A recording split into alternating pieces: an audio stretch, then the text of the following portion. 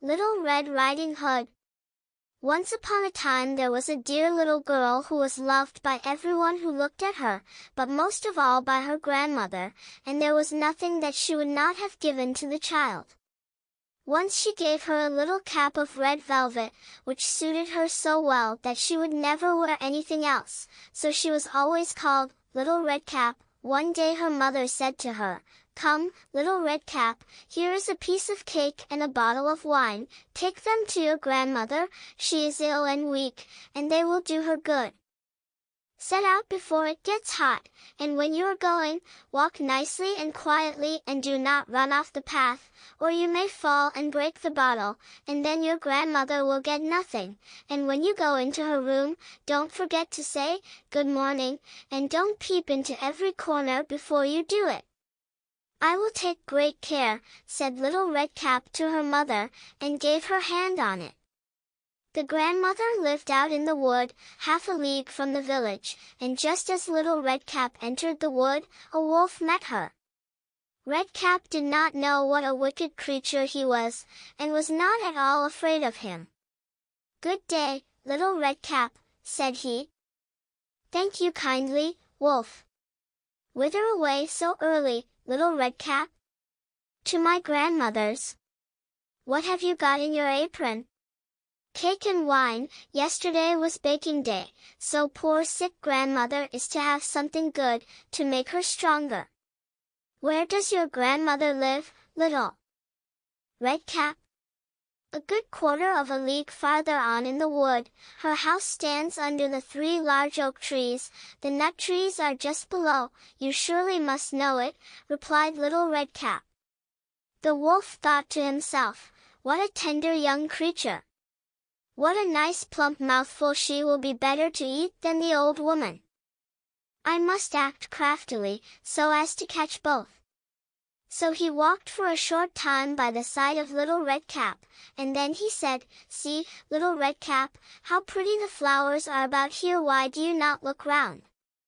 I believe, too, that you do not hear how sweetly the little birds are singing. You walk gravely along as if you were going to school, while everything else out here in the wood is merry." Little Red Cap raised her eyes, and when she saw the sunbeams dancing here and there through the trees, and pretty flowers growing everywhere, she thought, "Suppose I take grandmother a fresh nosegay, that would please her too. It is so early in the day that I shall still get there in good time," and so she ran from the path into the wood to look for flowers. And whenever she had picked one, she fancied that she saw a still prettier one farther on, and ran after it, and so got deeper and deeper into the wood. Meanwhile the wolf ran straight to the grandmother's house and knocked at the door. "Who is there?" "Little Red Cap," replied the wolf. "She is bringing cake and wine. Open the door." "Lift the latch," called out the grandmother. "I am too weak, and cannot get up." The wolf lifted the latch, the door sprang open, and without saying a word he went straight to the grandmother's bed, and devoured her. Then he put on her clothes, dressed himself in her cap, laid himself in bed, and drew the curtains. Little Red Cap, however, had been running about picking flowers, and when she had gathered so many that she could carry no more, she remembered her grandmother, and set out on the way to her. She was surprised to find the cottage door standing open, and when she went into the room, she had such a strange feeling that she said to herself, "Oh dear! How uneasy I feel today, and at other times I like being with grandmother so much." She called out, "Good morning," but received no answer, so she went to the bed and drew back the curtains. There lay her grandmother with her cap pulled far over her face, and looking very strange. "Oh, grandmother," she said, "what big ears you have!" "The better to hear you with, my child," was the reply. "But, grandmother, what big eyes you have," she said. "The better to see you with, my dear." "But, grandmother, what large hands you have." "The better to hug you with." "Oh, but, grandmother, what a terrible big mouth you have! The better to eat you with." And scarcely had the wolf said this, than with one bound he was out of bed and swallowed up Red Cap. When the wolf had appeased his appetite, he lay down again in the bed, fell asleep and began to snore very loud. The huntsman was just passing the house, and thought to himself, "How the old woman is snoring! I must just see if she wants anything." So he went into the room, and when he came to the bed, he saw that the wolf was lying in it. "Do I find you here, you old sinner?" said he. "I have long sought you." Then just as he was going to fire at him, it occurred to him that the wolf might have devoured the grandmother, and that she might still be saved, so he did not fire, but took a pair of scissors, and began to cut open the stomach of the sleeping wolf. When he had made 2 snips, he saw the little red cap shining, and then he made 2 snips more, and the little girl sprang out, crying, "Ah, how frightened I have been!"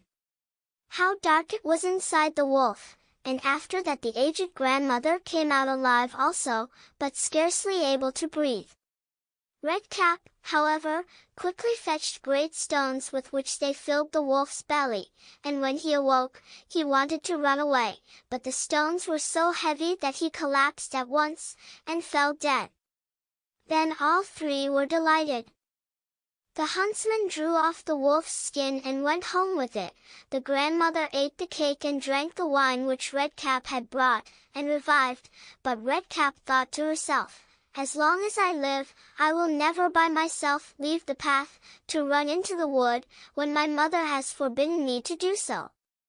It also related that once when Red Cap was again taking cakes to the old grandmother, another wolf spoke to her, and tried to entice her from the path.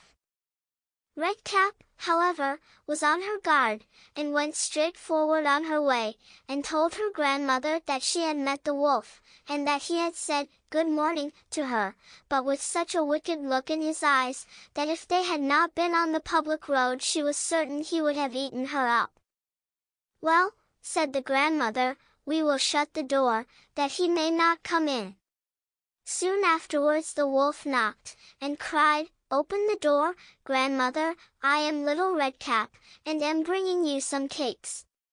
But they did not speak, or open the door, so the graybeard stole twice or thrice round the house, and at last jumped on the roof, intending to wait until Red Cap went home in the evening, and then to steal after her and devour her in the darkness. But the grandmother saw what was in his thoughts.